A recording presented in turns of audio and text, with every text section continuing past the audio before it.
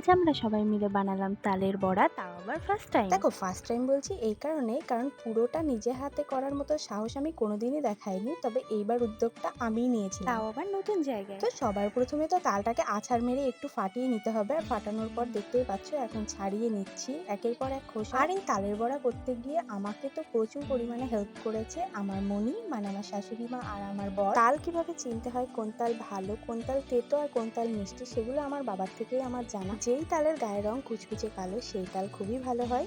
আর এদিকে আমি তালের পাল্প কিছুটা বার করে নিয়ে আমি বসে পড়েছি এখন সুজি ভাজার জন্য। আর এদিকে আমার বরকে দিয়ে দিয়েছি তাল ঘষার কাজে। যেহেতু বছরের প্রথম তালের বড়া তৈরি হচ্ছে, তাই ভগবানকে একটু নিবেদন না করলে হয়। আর সেই কারণে আমি ভগবানের জন্য একটুখানি তৈরি করে নিচ্ছি আগে ভাগে। আর তালের বড়া তৈরি করার জন্য যা যা প্রয়োজন সেগুলোকে একসঙ্গে মিশিয়ে নিয়ে কড়াইয়ে তেল গরম করে দিয়ে এখন বড়া দিতে বসে পড়েছি। এদিকে আমার বড়া ভাজা কমপ্লিট হয়ে গেছে। আর আজকের মতন তাহলে ভিডিওটা এই পর্যন্ত, টাটা।